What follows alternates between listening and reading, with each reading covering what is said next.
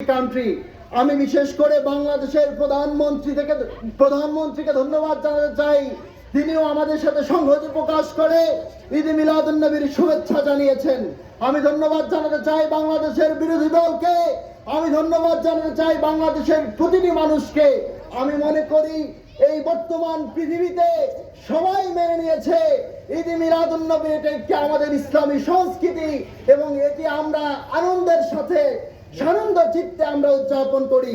আমি মনে করি আর কোনো বিরোধী দল নাই, আর কোনো বিরোধিতাকারী নাই, কারণ আমরা সবাই রাসূলের আশিক, আমরা সবাই মধ্যম পন্থা অবলম্বন করি এবং রাসূলের জন্মে, রাসূলের আগমনে আমরা সবাই খুশি হই। অতএব প্যারে হাজিরিন, আমি উদারত আহ্বান জানাবো, এখনো যারা ঈদে মিলাদুন নবীকে ভালোবাসতে পারেন নাই, আপনারা যোগ দিন দলে দলে ঈদে মিলাদুন নবীর উদযাপন করে আমরা রাসূলের ভালোবাসা দিয়ে আজ বাউফল থেকে জানিয়ে দিব যে আমরাও আছি নবী প্রেমিক, আমরাও আছি রাসূল প্রেমিক। আমাদের আজকের এই সমাবেশ আল্লাহ রাব্বুল আলামিন কবুল করুক, বলো আমিন।